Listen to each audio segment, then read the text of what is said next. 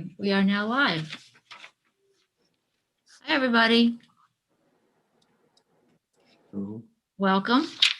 I am Joanne Beckerich, the Programming and Publicity Coordinator for the Maplewood Library. And welcome to our early Black History Month program. We're getting started early on the Black History Month programs. And this is the first in our Painters on Painters series. There will be 3 more programs throughout the year. And this program is being recorded, so you'll be able to see it again. And we will have a Q&A session at the end, but please feel free to put your questions in the Q&A box anytime during the program. As I mentioned, Mikel and Gerard are known for their collaborative work as the Visual Passion Duo. And our special guest tonight is Onnie Strother.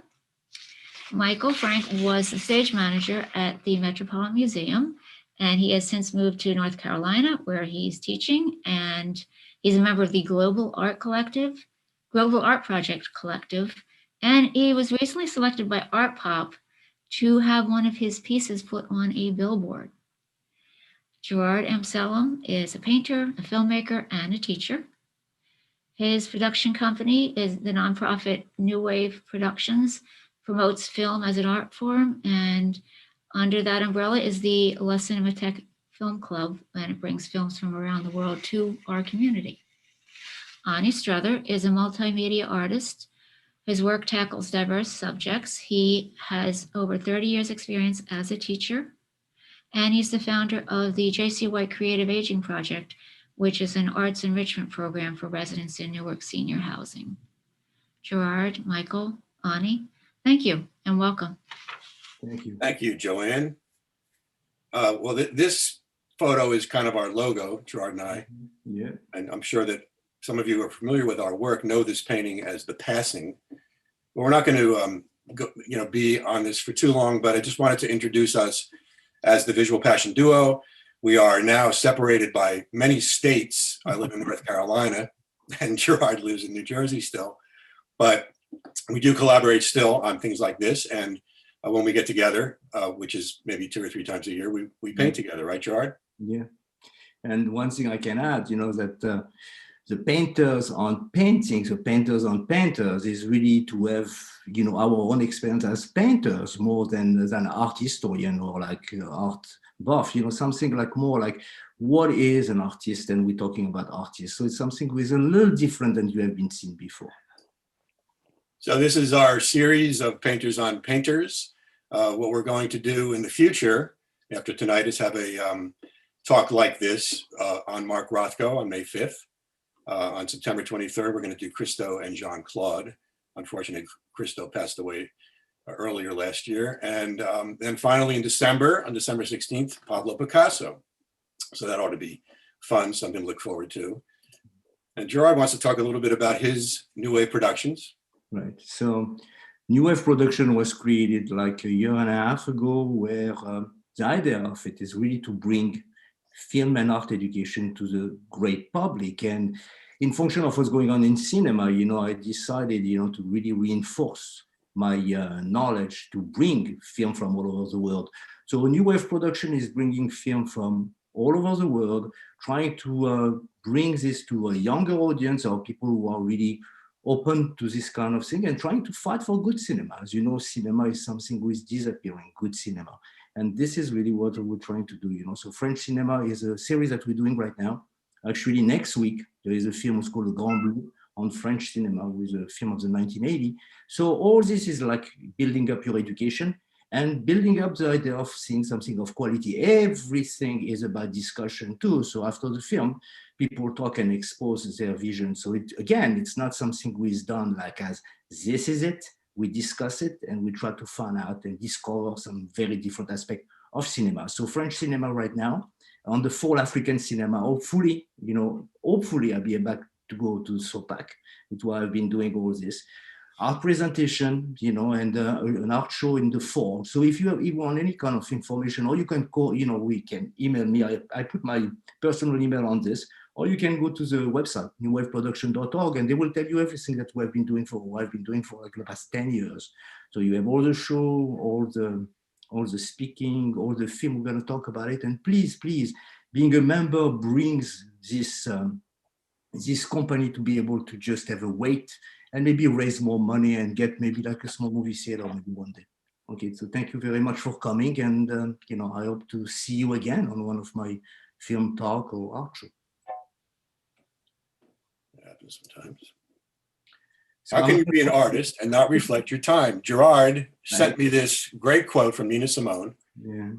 Yeah, I mean, always, when we talk about being an artist, people say all the time, you are an artist. An artist, of course, is intemporal. Of course, it's not, it's really over all the time, but it's very specific, when an artist brings something in, he's all the time affected of what's going on in the world, So we can see it with the Dadaist after World War I or the abstract expressionist after World War II. So Nina Simone had this really few, during an interview, and she really says something which is very clear, how can you be an artist and not reflect your time? How can you not make a statement about what's going on? So talking about Basquiat was really a fact, of talking about anything, about film, about painting, about sculpture, or architecture, or anything else. We have to relate to the time of where this person lived or experienced things. And sometimes it can be on an unconscious manner. It doesn't have to be something like obvious, but everything we surrounding us, it could be on an emotional stage or surrounding stage, affect the way how we create. And that is really very important. So we're talking, he's born in the 60s. So 60 from an immigrant family, right? So his father was Asian, his mother was Puerto Rican, but this is not the thing I want to talk about. I want to what's going on in the 60s. You have the Vietnam War, you have the race war, with a lot of issues of racial injustice, and all this, even so he's just a little baby, it's creating a climate. And this climate, we're going to have a climate like this from the 60s to the 80s. So you're going to have the Vietnam War. You're going to have, obviously like over the 70s and, the graffitis, all this rebellious aspect. The story of Michael Stewart, I think Onnie will talk better about that, but Michael Stewart was a young man who was killed by the police, so we'll talk about it. So there is a lot of effect of like injustice. Injustice is there. Of course, we send this young man to die, and art is taking a lot of more of politics, not just a political figure in the way how we affect them, but really politics. Rauschenberg is a good one to, involved a lot of the political figures. So as we're going from the 60s to the 80s, we're going to see all this climate of like really moving on. The 70s were between, I consider the 60s, and the 80s more as a two poles, the 70s being a part of it. So you have the Iran affair in the 80s, you have the Reagan president in 1980. What a catastrophe, I would say that, because I felt that way. And a lot of people of my generation felt like it was like conservative coming back. We fought for the 60s and 70s to try to change something. And the 80s come and here we're going back to something conservative. When you have something conservative, you have all the time a rebellious aspect. And the rebellious aspect is all the time the artists. The artists are not complying. They are the voice of reason, voice of rebellion. So Reagan is a very big push to this. And at the same time, you have, of course, the liberation movement of the woman, obviously, you have AIDS, you have John Lennon being killed. So all of these elements, I all the time found that it was really a crisis time. And then, Basquiat is a young man. So we're talking about from the time he was born to the time he's expressing himself, there is all this process of him growing up and, bringing with him sense of rebellion. And I want to just really talk not about revolution, it's rebellion. Rebellion to scream against something. And that's what we'll talk about it as we go. As Michael is going to talk about his painting and we discuss it, that it was the goal is, rebellion. So as a rebellier, as a rebellious person. As a rebellious person, right. Rebellious person, rebeller. I decided to start with this slide. Rebel in French. Yeah, thank you. Gerard's going to get French lessons later. You got to get one, right? Yeah. So this painting is a good one to start with, I think, and we'll come back to this painting. But I wanted to, use this work as a kind of symbolic representation of Black History Month, which is why we're kind of doing this. We're featuring Jean-Michel Basquiat, the great painter of that time, of the 80s. And I want to welcome, our special guest, Onnie Strother, who is in the wings there. Say hi, Onnie. I'm here. He's here. Okay. So Onnie's going to be joining us and talking with us later on. And I wanted to go through a little bit of the history of Jean-Michel, a little bit of his life first to start off with. And this quote, I think, is a really great quote from Eric Fretz's biography. At its best, Basquiat's work can stop you and pull you into its visual power, ignite your curiosity about the images and words used, and lead you back into the world. I think that really kind of sums up what he was about in a lot of ways, but he was about so much more than that. And we will see that and talk about that as we go. Here he is, the man himself, smiling, which is, rare. You don't see many photographs of him smiling like that.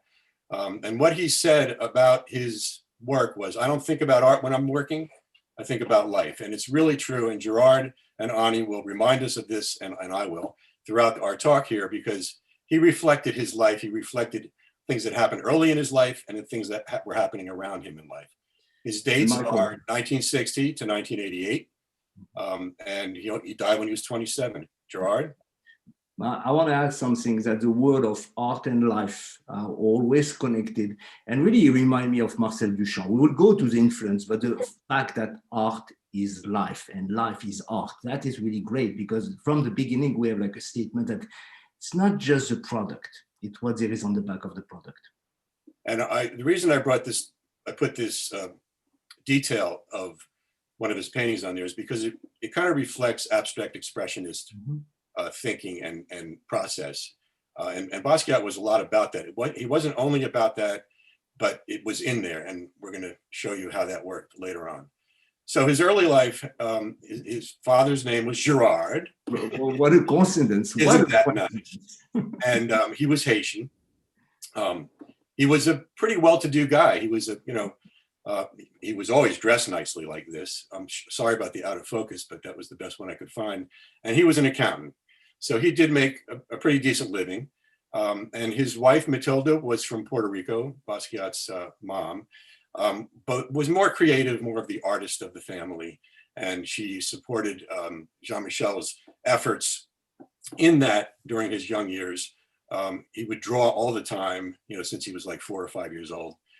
But when he was 7, a tragedy happened. He was hit by a car while playing in the street. And I'm going to go into that a little further in the next slide. But later on, he was kind of a troubled kid. He was a troublemaker. He didn't like to follow rules. He was rebellious, as Gerard pointed out. He attended City S School, which was a high school for troubled and gifted kids. He met Al Diaz there, his partner in crime on the streets of New York, when they did their SAMO tag lettering graffiti. And SAMO stood for SAMO, SAMO stuff, SAMO shit. And that was like their saying. Now, little quick story about Al Diaz. He was a year older than Jean-Michel. He was graduating from this high school, and his friends dared Jean-Michel to do something crazy. And so he went up on the stage with a pie, a whipped cream pie, or whipped cream in a box, and he put it on the principal's head as he was giving a speech, and ran out of the school and never came back. So it gives you an example of what kind of troublemaker he was. And he wasn't really afraid of anything, and he was really against kind of establishment, So after he was hit by the car with all the hospital bills and all the emotional trauma that they all went through, his parents split up. His mom had a mental breakdown at that point. And Jean-Michel lived with his father, with his 2 sisters, until he was a teenager, when he ran away from home and went to New York. He ended up in New York City. He was broke. He was alone. He slept on couches, friends. He slept on benches. He slept on subways. It was not a happy time for him. He was very, very poor. But he survived. He was a survivor. Gerard, you want to say anything about this? I like to say something about being an immigrant, and Onnie talked a little bit like last time we talked about it. When you are an immigrant, like his father, you come, and my father was an immigrant too, so it came with like an idea, work is everything. You work hard. Art is nothing. Art is nothing. You know, being creative, we don't need to be creative when an immigrant. We have to work. We have to make money. So imagine somebody who was so sensitive, and Jean-Michel, having to face somebody who was so rigid, because I believe, you know, even if I didn't meet Gerard, I believe he was a very rigid and very strict man. This pushed him certainly even more, because from somebody who is like so creative and so looking at life in a different way, having a father who does not understand anything from me what he was doing, certainly pushed him even more of being like completely, you know, very, very screaming at the world about what he wanted to do. So he was a disciplinarian. I mean, his father was very strict, Sure. had very keen ideas on how to raise his kids. And Jean-Michel was his only son. They did have another boy born before Jean-Michel was born, but died before he was born also. So his name was Max. When Jean-Michel was hit by the car and ended up in the hospital, he was in the hospital for about a month. He almost died. It almost killed him. But he had a broken arm. He had internal injuries. They had to remove his spleen, which is significant because the spleen does filter out a lot of impurities in your body. His mother came to the hospital visiting him and bought him this Gray's Anatomy book, which was a famous book about, very well-known book about anatomy. A lot of it in circles, medical circles, more than art circles. But his mother brought him this book, and he went into this book like nobody's business. He loved it, and you'll see the huge influence that it had on him and his work later on in his paintings and drawings. And the impact of his mother too was really something very, very tender. How much we can think, we can imagine she loved him and cared so much about him, and how much he loved her too. You know, so there was a very, very strong bond between both of them.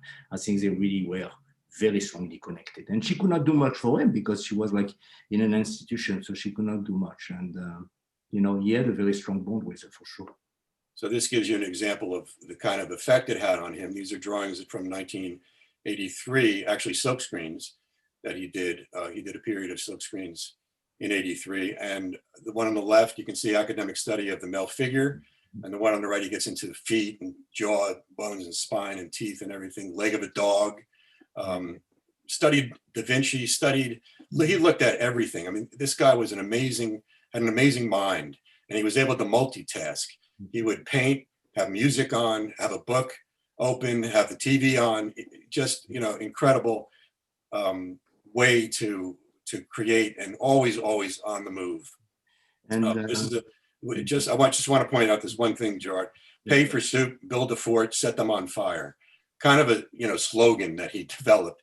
And he was, you know, Jean-Michel was a poet in a way. And Totally. Go ahead, Gerard. So what I wanted to add, first of all, that even so, it's something we look like graffiti or like something we've done so spontaneous. There is an order into this when you look at it. And of course, he's a multimedia artist. I mean, if he can. Wait, Gerard, the word got kind of garbled. Onnie, we can hear two audios from you, Onnie, for some reason. Okay. Multimedia is what Gerard said. You have to translate sometimes. Yeah, multimedia artist, meaning like, you know, he's a writer, he's a poet, he's a painter, he's a musician. And this is a very important thing that when you see his painting, you see all of this together. You see, you know, like the interest in music and in painting and in writing. And again, we'll talk when we talk about his influence of other artists. The writing is something who came from already 100 years ago on painting, but very interesting kind of process. So he goes to New York, and he begins to do some graffiti with his friends. He meets up with, you know, like I said, Al Diaz again, and creates the Samo copyright. So Samo with the copyright symbol is him and Al Diaz. Once the copyright symbol is not there anymore, it's just Jean-Michel as Samo. But this is a funny cartoon that Onnie sent me, and it's, you know, one of his startled friends looking on as Jean-Michel tags on the wall and writes some graffiti. And it was weird for him because he knew and all of his friends knew that he was from a sort of upper middle class family and upbringing. And here he was in the street looking like a bum and living on the edge. But that's what he wanted. The question that, Onnie and Gerard and I talked about when we were kind of going through these things was he a graffiti tagger? Was he a street artist? Or was he a traditional artist? And in my opinion, I mean, we'll talk about this more later. He was all three. Yeah, an artist is an artist, so. Yeah. Goes over everything. So this is where he had his studio, his last studio, the biggest studio, the most wonderful studio that he had. And it was a former horse stable in Manhattan. And it was owned by none other than Andy Warhol, who rented it to him. It was on Great Jones Street. And now there's a plaque there to him. And I wanted to, so the plaque, I don't know if you can see my cursor, but the plaque is right next to the door there. And also you can see reserved for Basquiat with the little crown symbol which became his, well, I'll talk about that a little later. But on the plaque, it says, Basquiat's paintings and other work challenged established notions of high and low art, race and class, while forging a visionary language that defied characterization. I just kind of, wanted to point that out because that is what is on that plaque. It's pretty cool that the Historic Preservation Society came up with that. I'm going the wrong way. Okay. So in our Pollock presentation a few weeks ago, we showed this slide on the left, this picture on the left, which is called the Irascibles. And it's a representation of the artists of the abstract expressionist period, Pollock and Rothko and Barnett Newman and those guys. And I thought it was a great combination to the neo-expressionists, although there are more artists in this picture than just neo-expressionists. Just to point out a few, we have, of course, Basquiat in the middle here, Francesco Clemente, Robert Mapplethorpe. This is Alex Katz, Keith Haring up here, Leroy Neiman, David Hockney back here. It's kind of a real mixture of folks of that period. But notice that there are two women who I couldn't find out who they were. I didn't know what their names were. Wasn't listed. Julian Schnabel right here, Andy Warhol right here. And so there you go. I mean, I think it's a great little juxtaposition.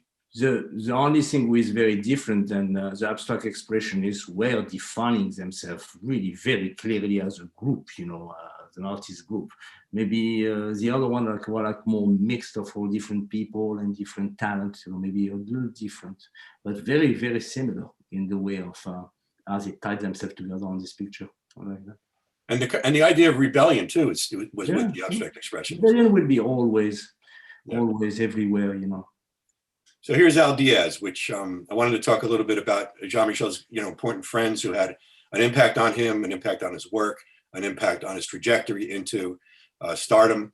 Al Diaz, 1979, and Jean-Michel created Samo with the copyright symbol, and they had a falling out after working together for a year or two in 1980, and Jean-Michel wanted to go kind of on his own way.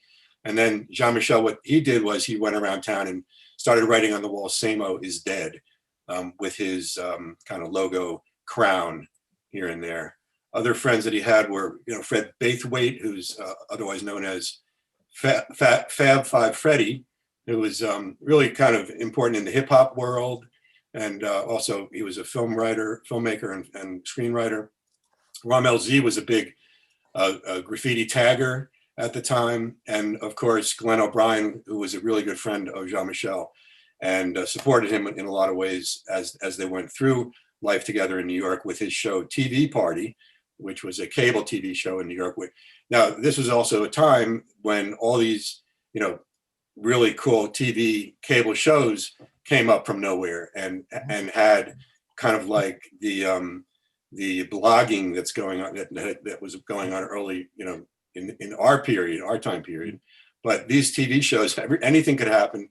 Jean-Michel came on the show, was interviewed, and was a big hit, and he kept coming back on the show, and they became very good friends. And Glenn O'Brien actually wrote the screenplay for the film Downtown 81, which is a documentary which I'm going to talk about a little bit more. Let me add something about this too. I mean, cable TV in 1980.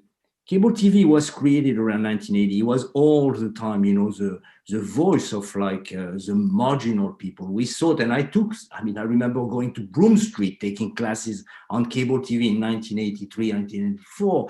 Cable was like the vision of like the rebellious part of the artists. Artists were going to use cable, education are going to use cable. We had all this great vision about cable, but look at what it is today. So, but at that time was the place to be. You wanted to be in a cable TV because you could bring interesting program, interesting vision, and that's important to know, And it was public access, so the audience wasn't huge. And you could do pretty crazy. I mean, everybody remembers Wayne's World, right? Yeah. And here he is interviewing Jean-Michel when Jean-Michel had his bleach blonde mohawk. He did like to create this style about himself, and he was friendly with everybody, and everybody loved him. And this painting on the right is a 1985 portrait called Glenn of Glenn O'Brien. So some of his art friends, of course, Andy Warhol, we all know about Andy and his relationship with Jean-Michel. And I'm going to talk about that later, go kind of deeper into that. But he was also very friendly with Keith Haring. Andy Warhol did a couple of collaboration paintings with Haring, and they actually did collaborations with Francesco Clemente as well. But this is, I think, a great picture of Keith and Jean-Michel giving him a little kiss. And I really love the intimacy that they had as friends, and they remained friends until Jean-Michel died. Keith Haring also attended School of Visual Arts, and Jean-Michel went there a number of times, didn't go there. He was never at School of Visual Arts as a student, but he would go in, get people to bring him into the school, and he'd start to write on the walls at the School of Visual Arts and get everybody in trouble because nobody knew that it was him doing it until they saw Samo on the walls, and then kind of came back to haunt him. Another example of him being a bad boy, right? Mm-hmm. The thing I can add too, in case Haring and all his friends, Basquiat even so has common point with them. He is extremely different from the group of all these artists around. He comes out as someone with something on a vision, and first way of doing it, very, very different, So he doesn't have the same kind of like way of doing it. Yes, something is different, and I will explain it as we see the painting.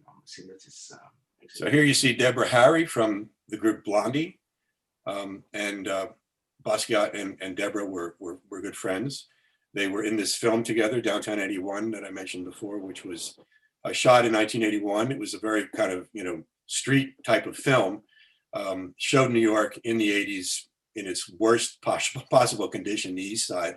And she played a fairy godmother, and he kissed her, and she came to life and gave him, or created this, or poofed this suitcase of money that he walked away with.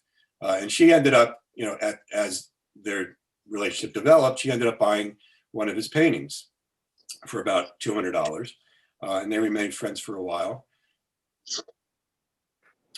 So here's Clemente on the right in this picture with Warhol and Basquiat. And this is their first collaboration together in 1984. This painting on the right, which is called Alba's Breakfast.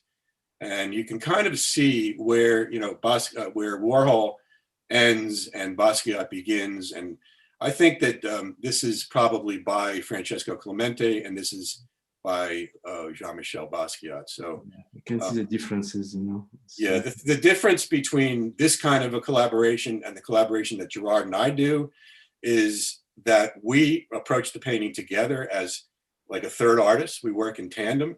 These guys were doing their own thing and painting each other, painting each other's stuff out. It's a little bit different. Yeah.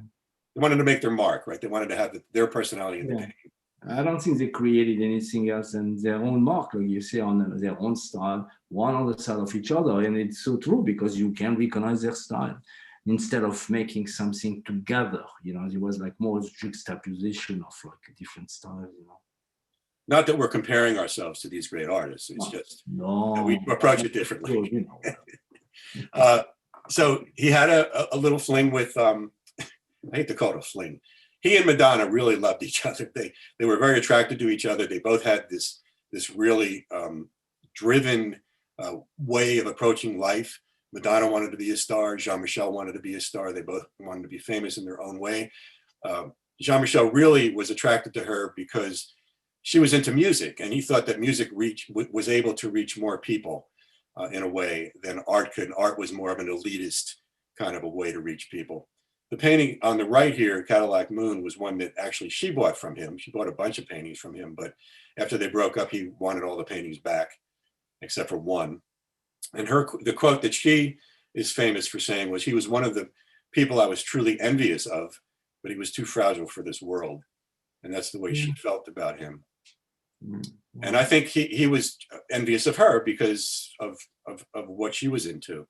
So I think they were both good for each other for that moment, and then it kind of fell apart and they went their own ways. So music, like Gerard was saying, music very, very important to Jean-Michel, and especially bebop, the early jazz things that were happening with the great jazz musicians, the great black jazz musicians, especially Dizzy Gillespie, Lester Young, Miles Davis, Max Roach was in amongst there, and Nat King Cole, of course, the great singer. So you'll see those names in appearing in a lot of his paintings. And this picture on the left is him with his group, his personal band that he put together with Chris Holman, called Gray, after the Gray's Anatomy book. And they did the kind of music, kind of a punk sound, but really was pinned as noise music. Yeah, more experimental. More experimental than jazz, but it had trappings of jazz.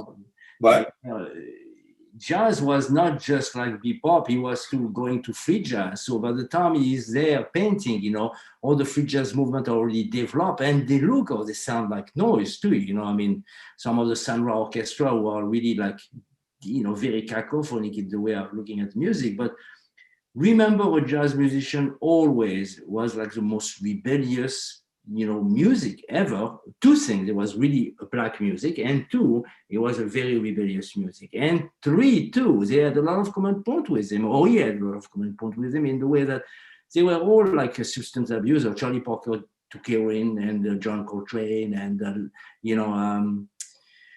Miles Davis took a lot of drugs too, and this way of like going and not being afraid of the world and being very out there, trying to make an impact. And this is really something that Basquiat, obviously found a calling into this. Right, and these guys, I mean, had their own issues, of course, but there's the 27 Club that some of you may have heard of, which is artists made up of artists who died when they were 27. Janis Joplin, Jimi Hendrix, and Jimi Hendrix was a big hero of Jean-Michel's also. The Jim Morrison from the Doors, and it's just really strange how all these artists who rose to fame very quickly died when in their late 20s. I just wanted to point out the painting on the right here has the word ornithology, which was the name of a Charlie Parker album that did really very well, and Basquiat listened to all the time. Out of all these musicians, Charlie Parker is certainly the one who is like the most extraordinary, musician, because he plays so much in improvisation of what's going on. Even he didn't know really very well music, he could really have this way of going at such a speed. And he died at 37 years old, Charlie Parker too, and he was in mental institution many times. So we have this kind of connection between the musician and Basquiat, and most of them, but especially Charlie Parker, I think. And also historically, I mean, Basquiat was very aware of history all the time, and he was very brilliant. He was a brilliant guy. He read a lot, and he watched a lot, and he looked a lot, and went to museums a lot. He loved Leonardo, and this is his homage to Leonardo da Vinci in 1982, and it's called Leonardo da Vinci's Greatest Hits, which is kind of a tongue-in-cheek statement that he's making. But he, again, going back to the anatomy things, Leonardo was famous for taking bodies out of the ground and cutting up cadavers and stuff. But I wanted to talk a little bit about 1981, what happened with Patti Astor, who was the queen of New York Underground, so to speak, in the East Village, and her partner, Bill Stelling. They started up a gallery called Fun Gallery in the East Village because there was a need for that. And a lot of these artists who were rebellious and trying to do, things on the walls in the subways in New York City, gravitated to this gallery because she was willing to show their work on her walls, on her gallery walls, and make them artists. So she invited all these graffiti artists from, uptown, from downtown, and it was really a space and a jumping off point that affected the art world in a huge way, because a lot of the dealers would come to this show, would come and just kind of, see what was going on. It was the scene. It was really the scene with Keith Haring, Fab Five Freddy, again, it's hard for me to say that, Kenny Scharf, and of course, Basquiat was involved with that too. So this was the group, the Neo-Expressionists, which kind of grew out of, in a way, the movement of graffiti, which was, by the way, illegal. And you had to, if you wanted to be a graffiti artist, you had to be aware that you were doing something that you could get arrested for. Gerard? No, I think that, like that idea of anatomy, since there was, the Quattrocento and all the really very important Italian master or the French master or the Dutch master, the idea of like drawing as best as possible all the part of the body. This was really the work of like traditional art. So taking something like this and expand it to use this idea of what traditional art or like, academic art and making it really coming out of the box. It's another way of looking and making a statement on rebellion. All these elements are there. They're all there, but they are used in a different way. Same thing with the writing. We'll talk about the writing. I think it's very fascinating as the use of writing. Writing are used inside, and they are really making a part of all his work. But all kind of little pieces of even traditional work, somehow, and his own interpretation of it and what he does. So also on that same way of thinking, there's this thing about Jean-Michel is that he's taking the word and the sentence and the poetry inspired by William Burroughs, among other people, and kind of cutting it up and throwing it on physically on, with collage, but also actually writing on it. So there's this intellectual side, which kind of represents the Apollo, the Apollonian mental, side of the brain. And then there's this expressive side that he throws in together. So left hand, left brain, right brain, it's all in there. And it creates this really wonderful combination of, academic memories or academic studies and expressionism that creates a dichotomy, but comes together in a way that really makes you think. It just makes you think. And another thing too that people maybe don't know about this, there was this very, very, very important movement after the war. It's called the lettriste, was still, kind of popular here at some time, where they used to create their own writing, create their own vocabulary, their own, sound. And through the sound was a musical sound. They create writing. They create writing, but not a really traditional writing who were like connected with sound and drawing. So this is really always when I see things like this, you remind me how much was he exposed to this, was there like any kind of vision and how you affected him. And again, we're going back on the surrealist and Dada, who definitely used a lot of this letter, this writing, and Duchamp either, use like the way of taking a word and changing or making a sense different. So all these are like coming from somewhere. And of course, a Basquiat is a Basquiat. So he takes all his influence, he takes what he is, he takes his own sensibility and produce something who is very unique, very unique. And just a moment to focus on the foot. Basquiat loved to do things about the feet and heel and play on words of heel and heel. And he used it a lot in his work. Nod to Picasso, because Basquiat really loved Picasso. This painting, Guernica, was at the Museum of Modern Art, which Basquiat went to a number of times and stood and looked and looked and looked at this painting, had a huge effect on him, his aesthetic. the way of thinking. He thought that Picasso was, the king, and lived actually a lot longer than Basquiat himself did. But you see this portrait that Basquiat did of Picasso, which I think is interesting because it has those stripes that that'll come back later on, and I'll point that out. But keep in mind, remember those stripes there. Picasso was kind of famous for wearing that striped shirt. Yeah, Mike. Horizontally. Yeah. I have. He's got it on. Gerard has I have my striped shirt, so not for that reason. Right. Let me add something about Guernica.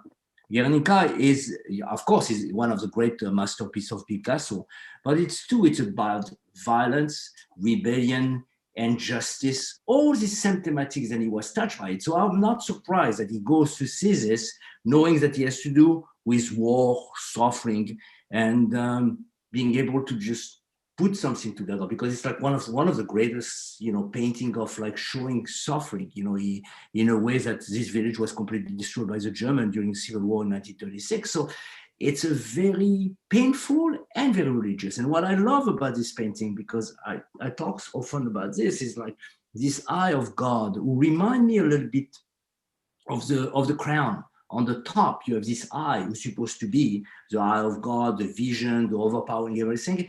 And the crown is a little bit like this. So there is like a kind of really connection to this. And I think this is one of the masterpieces of the 20th century. And I think that the scribbly stuff that's happening above the portrait, the head of Picasso there, may have been once a crown, may have been a halo, and Basquiat decided to paint it out.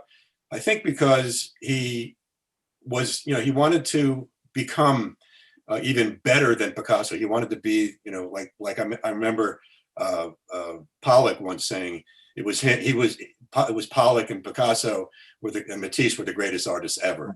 And now here's Jean-Michel wanting to be the greatest artist ever.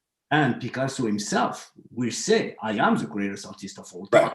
So remember something too, as Pollock and Matisse went up and down, especially Matisse was certainly more humble, but Picasso was like so full of himself. I'm not saying that he was one of the greatest artists, but he thought really truly, to this point, like when we talk about Picasso, we'll talk about this, like another few weeks or few months, he used to say to people, don't call me Pablo, call me Monsignor, because I'm too great. Or Maestro. It's like really insane. So some of the other historical influences on Jean-Michel were Cy Twombly on the left here and Jean Dubuffet on the right.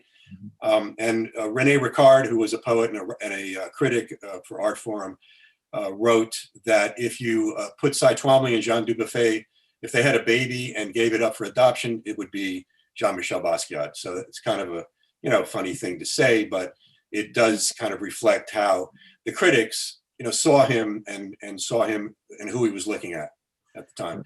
And Dubuffet, what I was saying to Michael, was certainly the most sold at a higher price in the States from a French artist. He came from a sales background. He was like, he had a wine business for a long time in kind of business, and he was very, very rough in the way how he was dealing with business. But when I worked my documentary, they said that he used to come, the galleries used to come here with Dubuffet. He could sell Dubuffet for extremely, extremely expensive. So Dubuffet, after the war in 1960s, actually, was like selling extremely well. A lot of photo portrait. If you see Dubuffet, there's a lot of portrait of people and a lot of photo portrait, which is interesting too, So, but keep in mind that Dubuffet and Twombly lived much longer than Basquiat, but Basquiat, did look at their work and was. You can see it. Look at this stuff, and think about this as we look at the paintings later, and how Basquiat kind of transformed and translated this stuff into his own vision. And here's a really good example of how in Dada, I have two slides of this. In Dada, I found this picture from 1919, portrait of Tristan Tzara, who was a great Dadaist, along with Marcel Duchamp and Kurt Schwitters, who did a lot of collage work. But look at the comparison here between this untitled picture by Basquiat in 1982 and the 1919. Yeah. When I saw this, I showed it to Catherine, my wife Catherine, and she was like, whoa, that looks like a Basquiat, it's really kind of amazing. The idea is like everybody's taking from history, but when you realize where it's coming from, Dada is after World War One, like during war, just after the overall of World War One, it's rebellious, it's rejection of society, it's rejection of the rule, it's anti-art, it's about life. All of this, you could take it, you could take the idea of Tritsansara and Dada and give it to Basquiat, and you have the same thing. It's not really very different. I mean, in the theory, not in the product, in the theory of like what an artist is, it's always the voice of rebellion, always. Very rare that it's even like Velázquez or Goya or any of these really great establishing painter, whoever it is. And de Kooning was an incredible influence on many, many artists, including Jean-Michel.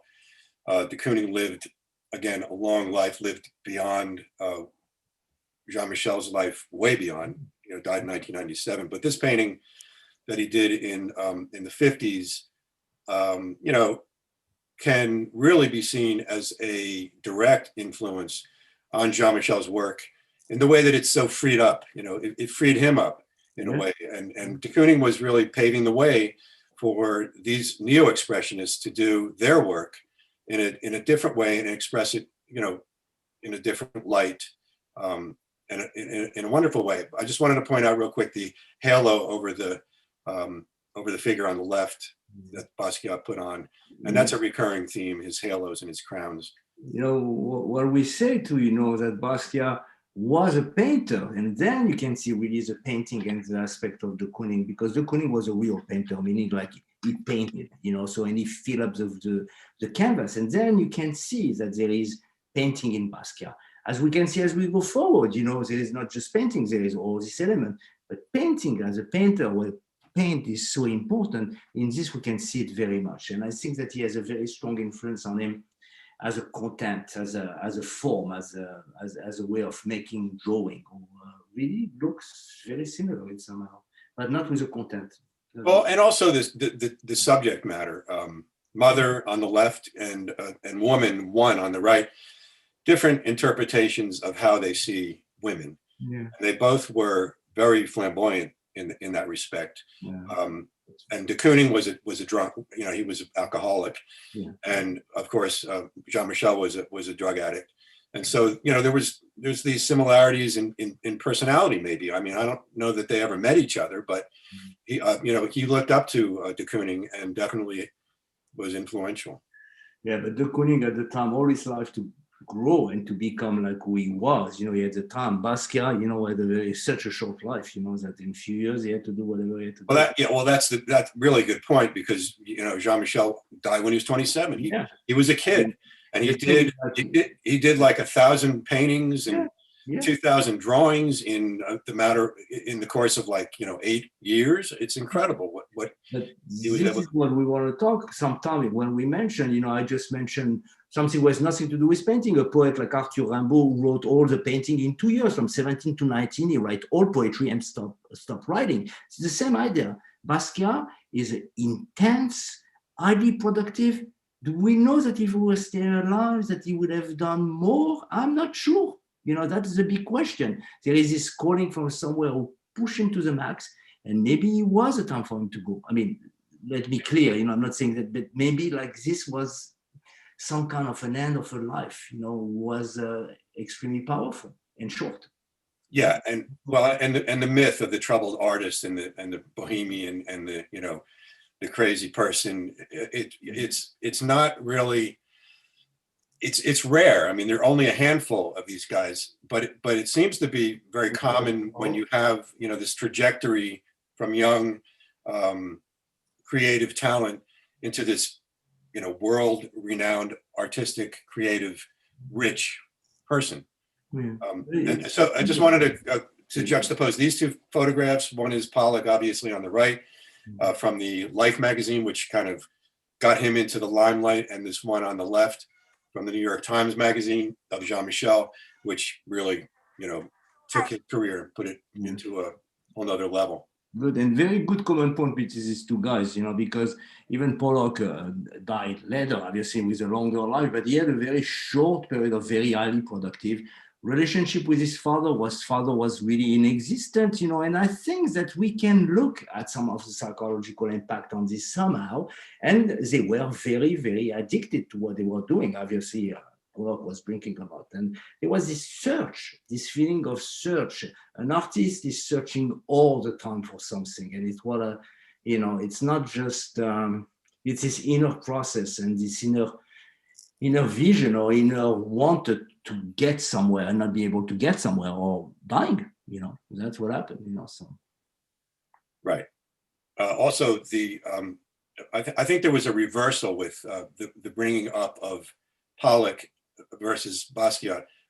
In Pollock's family, his mother was the dominant, and in Basquiat's family, the father was the dominant. But it was this kind of weakness of one of the parents, and it leaves an indelible mark on the artist. Search of identity too, and in one way on psychology, lower self-esteem to don't see himself doing the opposite, like Pollock used to say too, I am a king some days, and after he said I'm the worst painter in the world. There was all the time this movement up and down, and Basquiat, I think, had this too. He saw that he could do, but inside himself he was a lost child, in a lot of ways. That it's what I think. So here's, I mentioned Kurt Schwitter's before. Here's an example of Kurt Schwitter's collage work.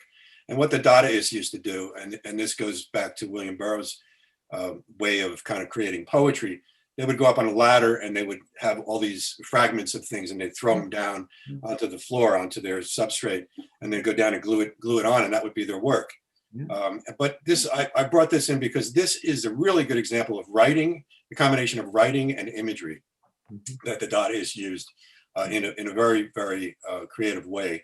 And then, of course, Rauschenberg paving the way in 1955 with his bed painting, actually taking one of his own, quilts and his own pillow, painting on it and making it into an artwork, opened the door to, combines and finding things on the street and diving into dumpsters and pulling stuff out, making it into art. And it was just really an amazing turn for creativity.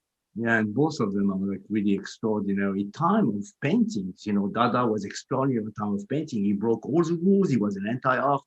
And of course, Rauschenberg, the abstract expressionist too, So you have like all the same kind of like wanted to break away from what established and going further and trying to find something that's going to make an impact in the world. But Dada, I think it's like one of the most influential movement for modern art because he breaks all the rules. There is no one rule is respected.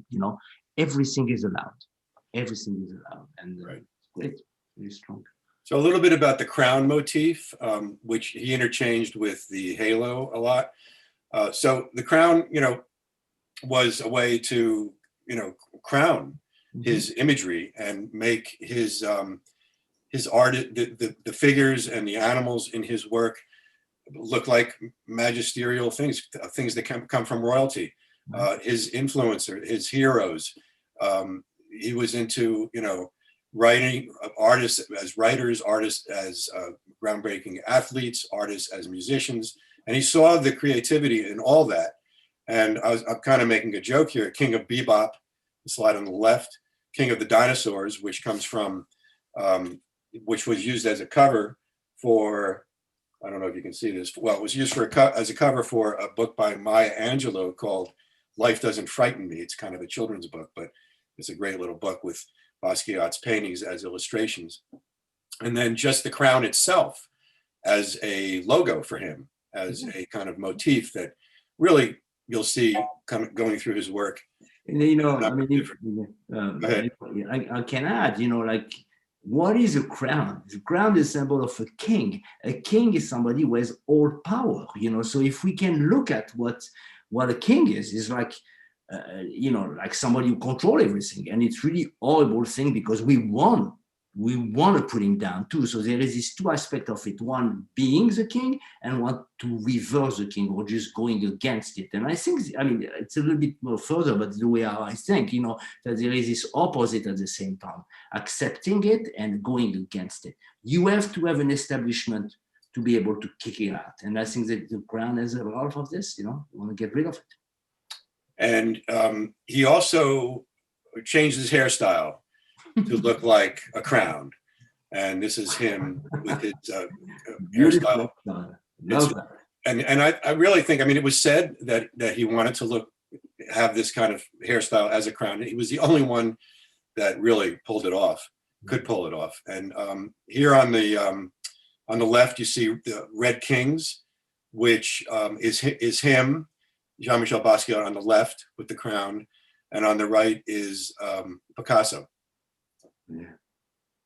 Now, boxing and boxers was huge with him. He used to watch boxing with his dad, and it stayed with him. It was like one of the only things that bonded him and his father together when he was younger. And so to make this kind of a painting of a figure, you know, boxing and in that gesture of I'm the greatest with the halo is really, you know, a powerful symbolic image.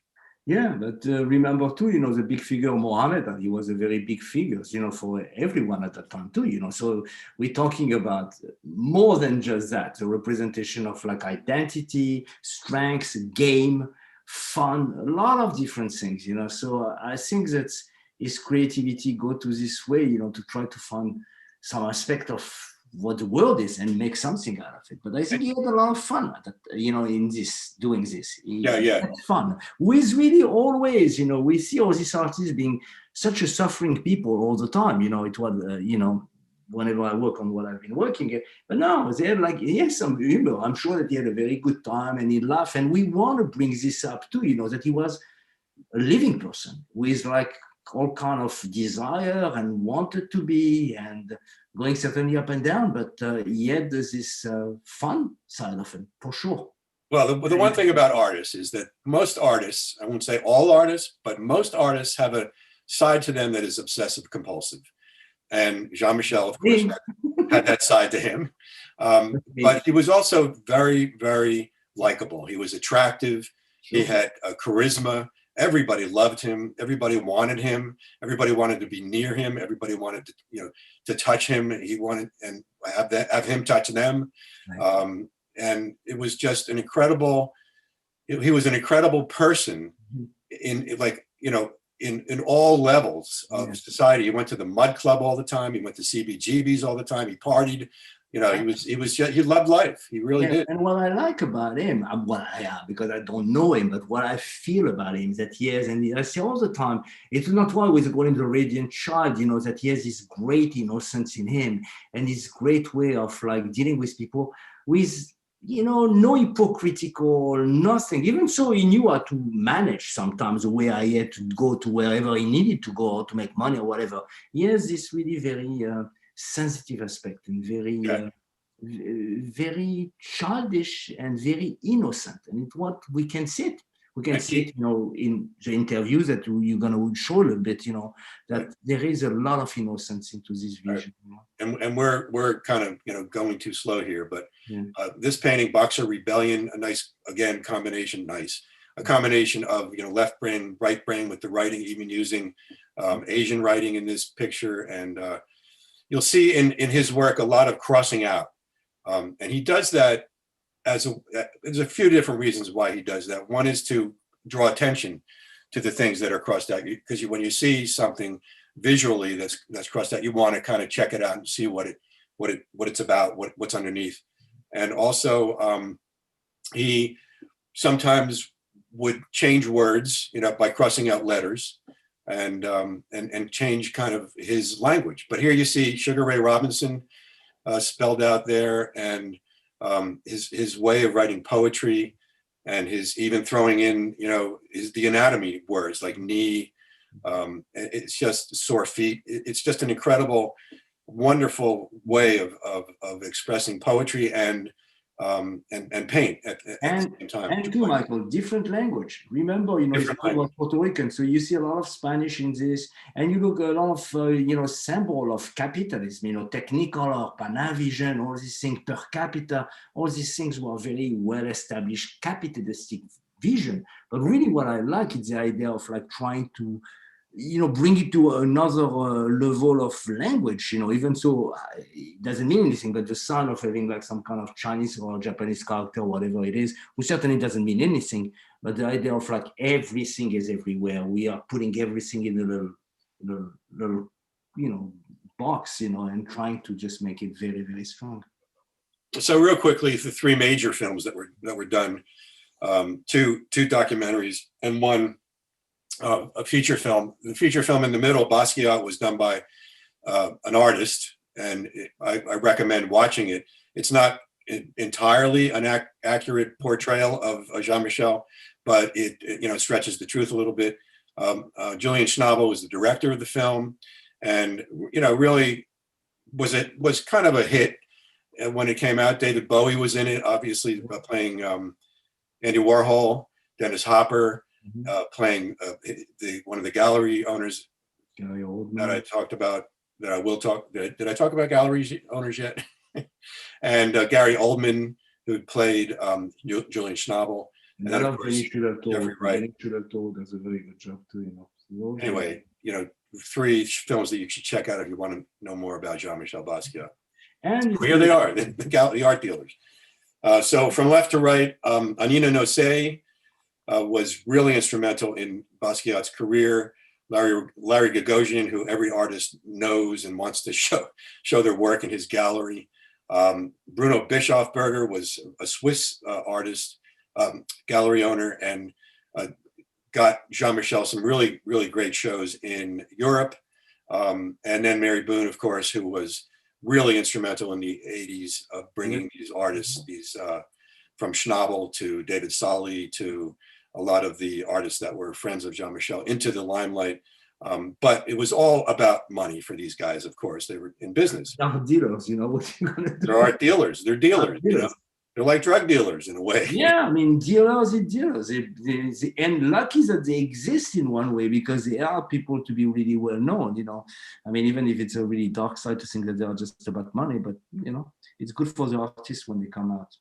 The thing about Anina Nosé, which is very instrumental, was she gave him a studio in her basement, and that created, kind of animosity in the art world. It kind of created animosity between her and Jean-Michel because things were being said about him that weren't true, that were really obnoxious, and things like, she's keeping this young African American in her basement, like, caged. And he's creating the work and he's spitting out the work and she's selling it.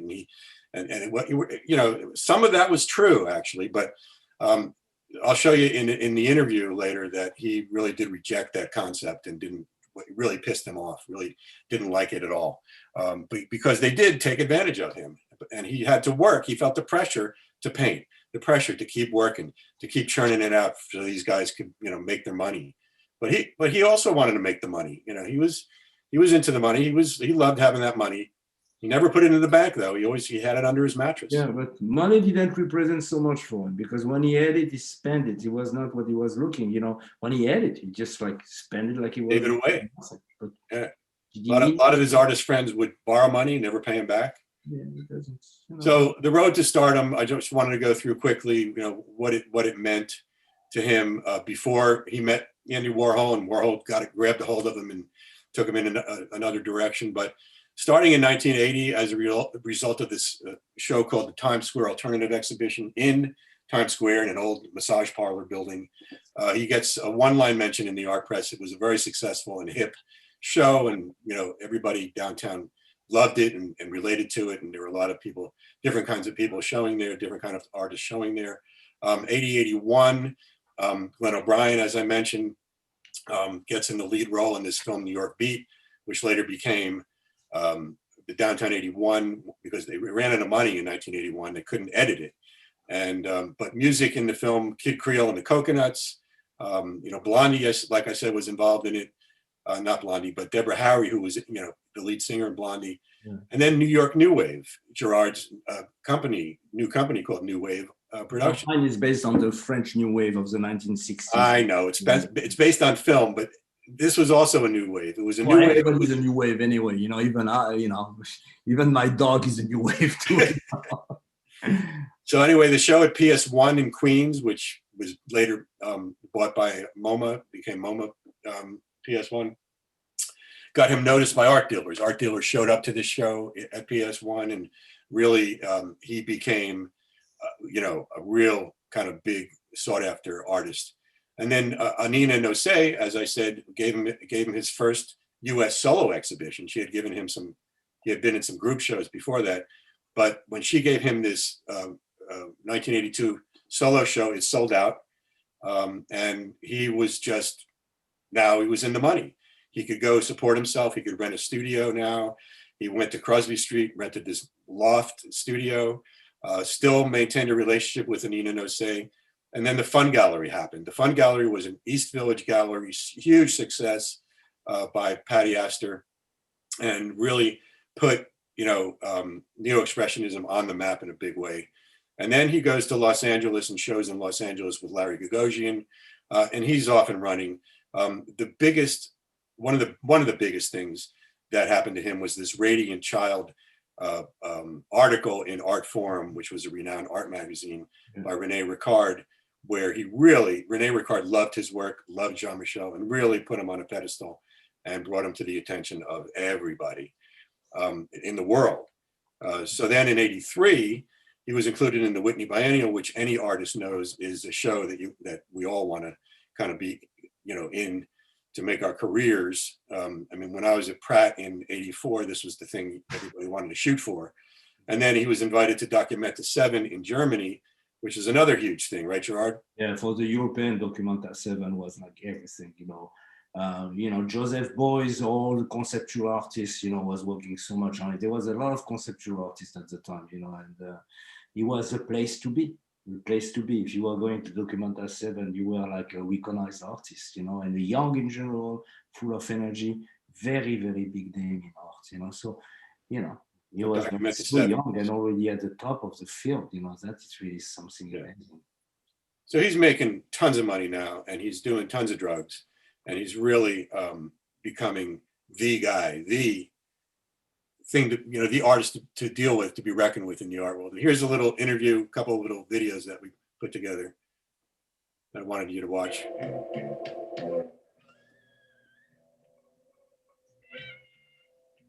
To go from a place where you're in a gallery, or you're at parties, or you're in a place where everyone knows who the hell you are, and it's looking at you, or hoping to do drugs with you, hoping to get laid by you, and to go back out in the world and to be just this black guy walking around looking kind of bummy to most people's eyes, that also is mindfuck. It was very different for a black artist in 1982, very different situation at that time. It was something the art world had not seen before.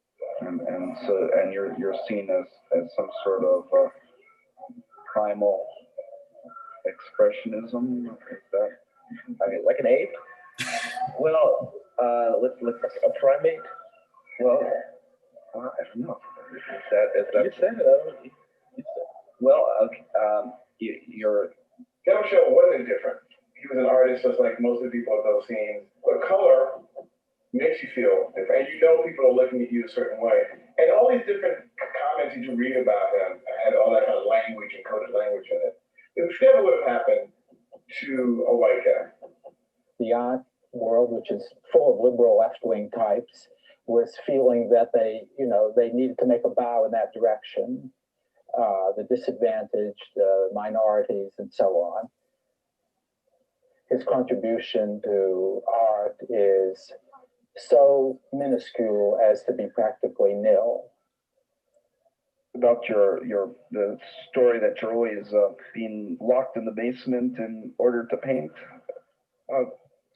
That's just a nasty edge to it, I mean, I was never locked anywhere. I mean, if I was white, they would just say artist in residence rather than sell other stuff. It's shocking to think that it's not that long ago, early 80s. I had this a lot. Most of my reviews have been more reviews on your personality. On my personality, yeah, more so than my work mostly. How do you react to that sort of thing? They're just racist, most of these people. I know it affected him strongly. It was very tough on him. Yeah, this image of me, wild man running, wild monkey man, whatever the fuck it is. There's this tendency to say he's a primitive artist. But he was a kid who grew up in New York City in the 1970s and 80s.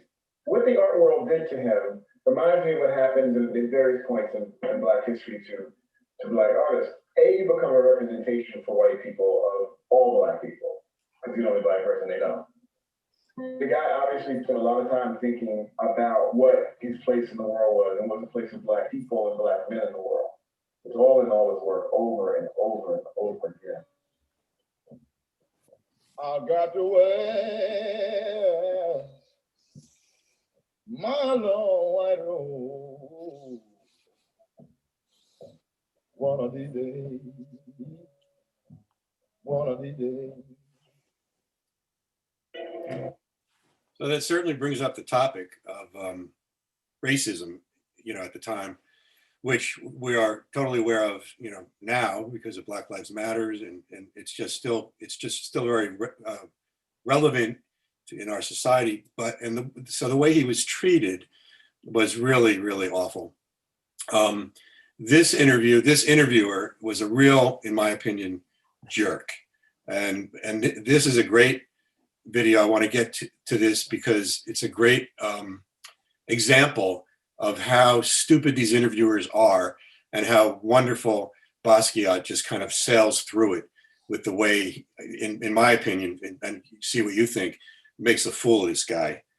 I'm going to start it at 7:56, so you just get, some of that video was seen just a minute ago, but this is really, it kind of gets really funny and shows you how witty Basquiat is. When we visited Basquiat's downtown studio, we talked about the content of one of his recent canvases and gained new insight into the way this amazing young artist fuses far-flung imagery into striking, humorous, expressive paintings.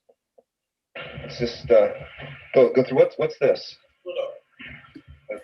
Based on a drawing that was the first drawing of the moon by Galileo. And so this is actually an image of the moon there. But actually, it's an image. Actually, it's an image of the moon. No, it's based on a drawing of the moon, but it's an image of Pluto. Yeah. And what's this? That's a copyright. So in case I won't get sued for using the word Pluto by Walt Disney. By Walt Disney? Yeah. Oh, I see. Pluto from Walt Disney. No. I don't get sued by Walt Disney Corporations for using the word Pluto. Yeah. I mean, and Walt Disney does not own the word Pluto. Yeah. So, but you're claiming it. Claiming what? Pluto with your copyright. You used to always. I'm not saying no. I don't own Pluto either. I mean, I don't want to get sued for using the word Pluto. You understand? Yeah, I understand. Why'd you cross out Pluto there? Oh, because it wasn't as good a version of a Pluto as this one. This looks like a skull. That's a Gasco. A what? Gasco. A Gasco? What's Gasco? Gasco. C-A-S-C-O. C-A-S? That's a Puerto Rican word for helmet. Oh, for helmet. Oh, it's a helmet. Could be a head, yes. And this is also based on a drawing? No, this was based on itself. When you use the word, here's the word, huh? Costco. Yeah, Gasco. Costco. So is there any relationship, say between the Costco and the notary? No. This looks like an eye? Yeah, that's the evil eye, the Malocchio. Oh. And below there, what's this down the way? That's a Roman belt buckle. This says parasites.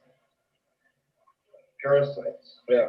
And what parasites meaning people? No, or meaning parasites. Meaning parasites. So when you're working on this, this Roman belt buckle, how'd you decide to? Oh, that's from a drawing I did at the Metropolitan of a Roman belt buckle that was bronze. And so you just decided you wanted to put a Roman belt buckle there and went to your drawing? No, I wanted to put a Roman belt buckle on this painting, right? I had the idea to do it, and then I went over to the Metropolitan Museum and I did the drawing of the buckle, and I came back with it, and I put it right there. Well, that's kind of a slow process. I'm a slow person. Yeah, so he's a slow person. He's not a slow person. So I'm going to bring. That's the painting that they were talking about. You get a better look of it. It's got 3 different panels, and you can see the Pluto crossed out. Some of the poetry that he was into, the skull, the Gasco. He spoke 3 different languages. He spoke French, Spanish, and English. and he wanted to use that in his work. And leeches here has double meanings. He knew what he was doing, but it just blows my mind how he was treated, how he was seen. I wanted to bring Onnie in now to talk about the work that was Basquiat, the artist who was Basquiat, and the troubles, some of the troubles he had as an African American in a very white elite world of the art world. Onnie, can you unmute your microphone? Yep, I'm here. Good. So I'm not, there's so much to say about Basquiat. I remember when some of his work started to get to be seen widely, very few people understood him. I was one of those very many people who did not understand what he was doing.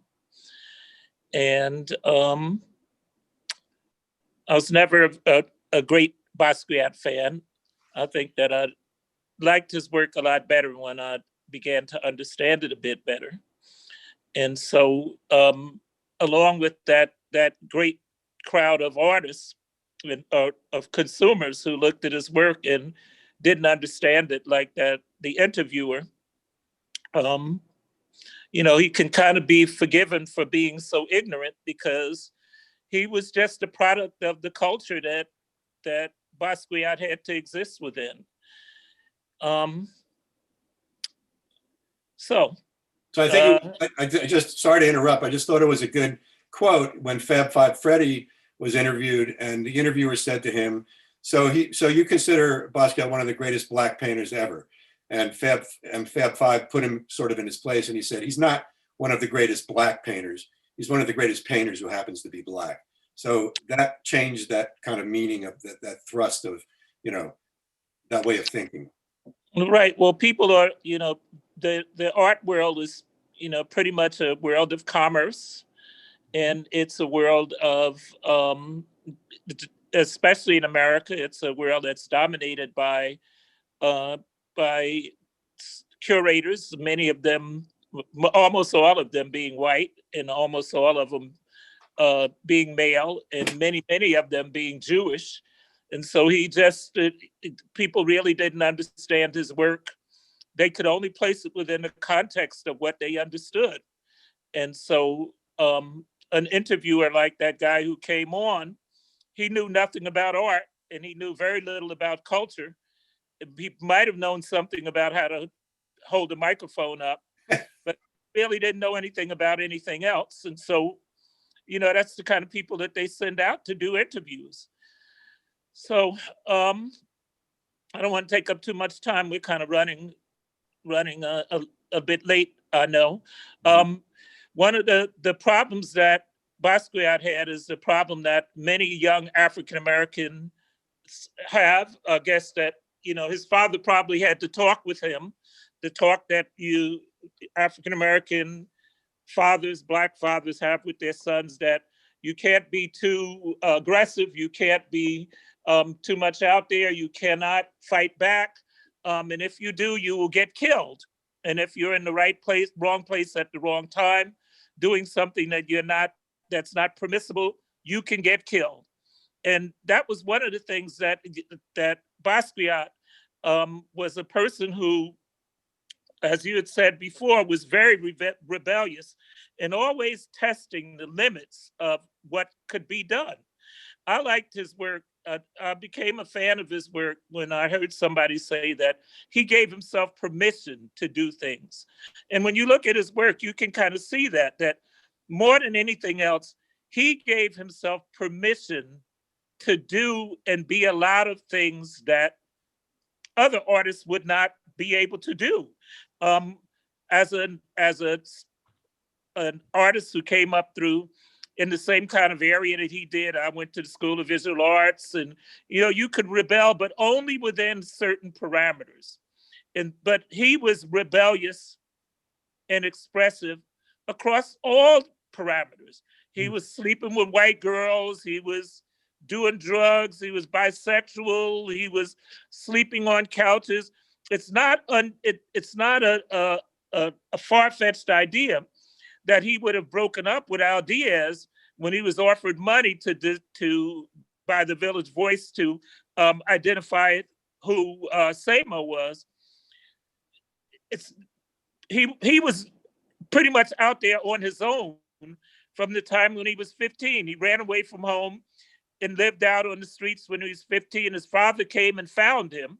And then when a couple of years later, he just left home. So he didn't leave home. He tried out being on his own at a very early age. And that's kind of one of the traditions of African-American artists.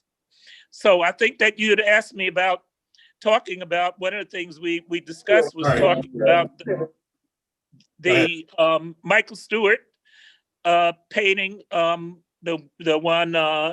couple of paintings that he did around the murder of Michael Stewart. Michael Stewart was a Basquiat wannabe. He looked like Basquiat. He ran in the same circles as Basquiat. He took up with Susan Malik, he literally took Basquiat's place in bed. And so, but he was doing something a bit different. He was a train writer. He was writing on trains when he was killed. I remember it very clearly because at the time I had students in my classes at Arts High who were train writers, and they were very much affected by Michael Stewart's murder. The police, put him in a chokehold and beat him up and killed him. And Susan Mallett was one of the people who made a big deal out of it. She took up a collection for his burial, and she tried to get some accountability from the police for it. So this affected him very greatly because even though he had made a name for himself and was welcomed in the downtown community, he could have very easily been killed out on the street the same kind of way that almost any other African-American who's in the wrong place at the wrong time could be. So it affected him very greatly. His fame and his fortune and his talent did not shield him from being a young African-American male who looked rebellious. And so this incident had a great effect on him, as did the idea of being able to transcend who you are. He could never get out of that black skin, regardless of how famous he became. And so, I don't know whether there's anything else that you want me to say about it.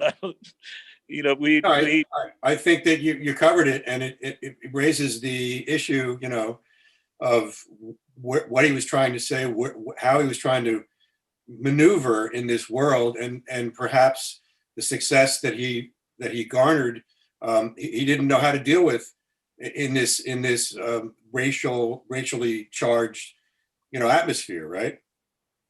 It would have been tough for any young artist who sold $200,000 worth of work the first night to deal with. You would imagine, as an artist, you would imagine how difficult that might be, and then he never really, he didn't have any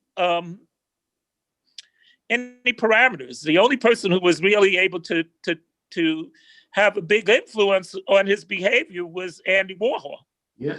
So he didn't listen to his father. He was very rebellious against his father. He was always trying to prove himself to his father, but and his father was proud of his success, but he probably was not all that proud of who he was. And so as a dad, you might understand that, those of us who are dads out there. He didn't approve of his lifestyle. He saw that he was burning himself out with drugs. And so his father was a traditional, hardworking immigrant man. And he saw how he was burning himself out with drugs and with a lack of discipline. And so the things that would have made him very attractive in his community were just the very things that would have made him a cautionary tale in the outside world. His father saw that he was burning himself out on drugs. He didn't want his father to know the things that he was doing, but his father was a hip guy. He could see what he was doing. So I mean, there were a lot of. Imagine the different forces that this young man had to deal with. A lot. And this is another force that he had to deal with, his collaboration with Warhol, which was, good and bad for him. More good, I think, for Warhol than it was for Basquiat. And a lot of people think that Warhol was the reason Basquiat became famous, and that's not true. So don't give Warhol that credit. Warhol latched on to Basquiat because he saw that Basquiat was coming up becoming a force to reckon with, to deal with. And what the critics were saying about Basquiat and Warhol was that he that Warhol took advantage of him to become more famous in the art world. These are the paintings that they did together. I'm kind of speeding up a little here, Gerard, because Let it's me almost just 8:30. say one thing about it. Warhol, I think, really was his ground. When he lost Warhol, he lost everything. Warhol was his father figure. I don't care about how they were interacting, but he gave him a lot of things that no one else was giving him. So I mean, their relationship as a personal relationship was very strong, and we don't know so much about it. We think we know. Collaboration, that's one fact, but how he felt about Warhol was really very intimate and very strong. And they had a really decent relationship. They had a love relationship. I'm not sure if it was sexual or not, but no, Warhol was never sexual with anyone anyway. We know that too. Right, but they did have a falling out, and I'm going to skip the video because it's way too long. And things fall apart. Relationships. And Basquiat kind of moved in this really very quick way with people, with his work. He would work on paintings like 6 or 7 at a time in his studio. The reason they fell apart was because somebody wrote that Basquiat was Warhol's mascot, and that Warhol was treating him like a doll, like a puppet. And that really made him angry, because Basquiat, of course, wanted to be his own artist, wanted to go off on his own, which, he ended up, in hindsight, he ended up doing, but, didn't do it well. Obviously, he was just totally into drugs, and the way that he went out was not a really good way. So let's look at his paintings. Symbols, poetry, the message, these things about the fallen angel. A lot of people felt that that the traditional wisdom was that they fell out because of what the critics said, but it may have been that Basquiat was trying to protect his own career. He was on the rise as an artist, and most of his shows received very good reviews. Although, of course, he was always being slammed all the New York Expressionists were being slammed because they were, the new kids on the block, and they were they were iconoclast. But the art world and the newspapers and the traditionalists could only see him in one way. And his dealers, and especially his European dealers, felt that he needed to protect his image and that he needed to protect his career. And so it wasn't just his idea to separate.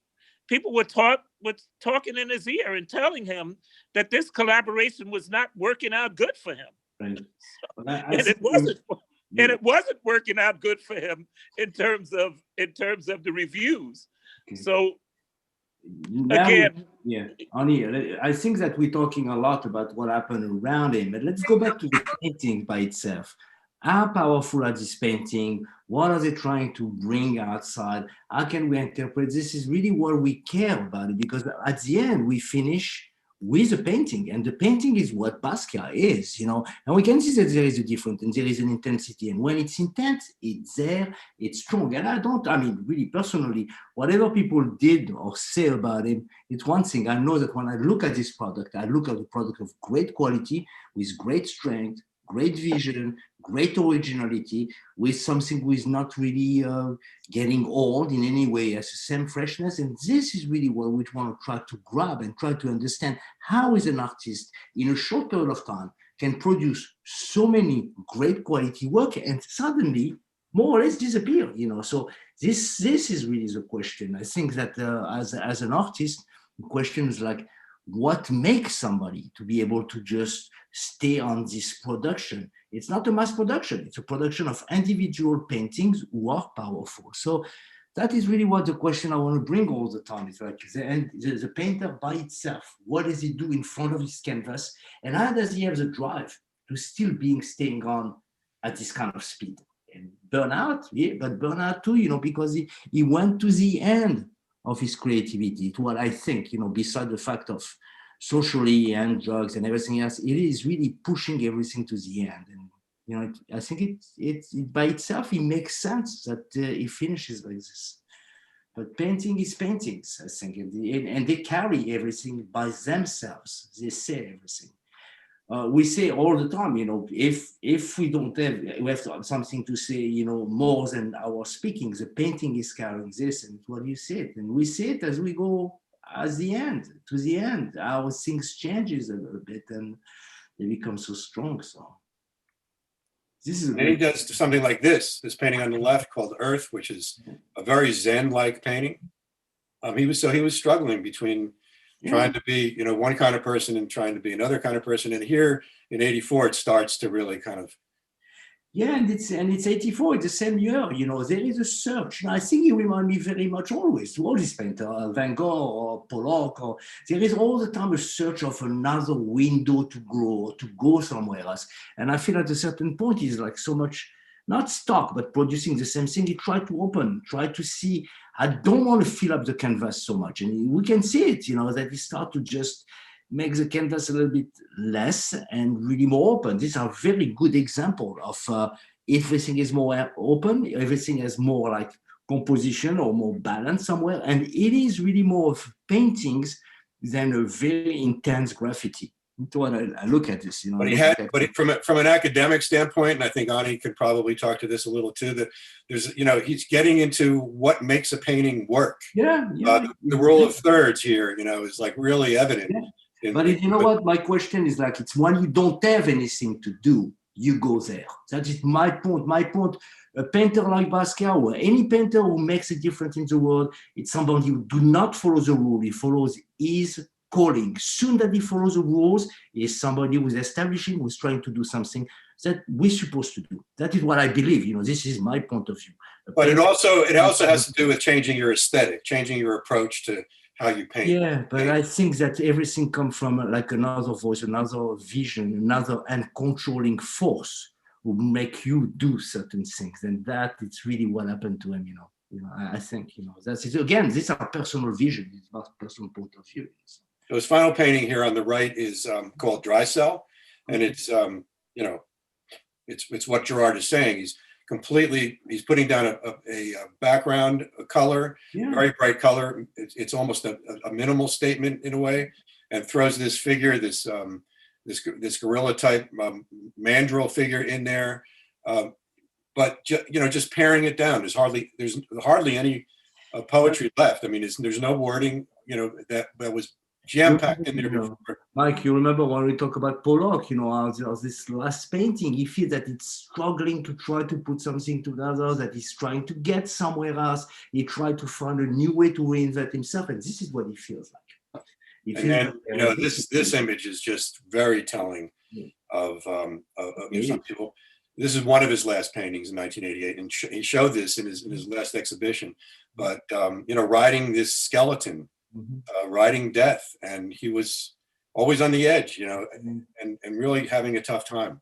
But when you see this and you see the Basquiat of the like mid 80s, you know, it's a big difference. So there is a movement towards it. And again, a painting represents what a painter is going through always. And if we read a painting, we should be reading what's going on inside the painting, the painter life, and his struggle or his difficulties always. Well, I think this is what's so obvious. And this is really a very clear, you know, pressure, the statement of who he is, Alice. Yeah. And I think we should end here because it's really getting late. Yes. So we'll end on this note. I don't know if we have time to take questions or not, Joanne, because we went over time. Yeah. So I think that you answered any questions anybody might have had. You gave us so much insight into Basquiat as an artist and as a human being who made such a big impact in the art world. So I think that we're going to end. We don't have any questions. We have many comments of thanks to you from the audience and from the library. Do you have any closing thoughts? Well, I hope everyone enjoyed it. It was jam-packed with information, I know, but we did the best we could in the time allowed. Yeah, and one thing I want to say, just one thing, which is very important for me to this process of paintings on painters or painters on painters, whatever we want to call them. It's like the idea of a man into his painting is sometimes often left on the side. We look at his painting, we don't really prime, what a man is going through, but the suffering is a suffering of human being. And that is something that we will never forget.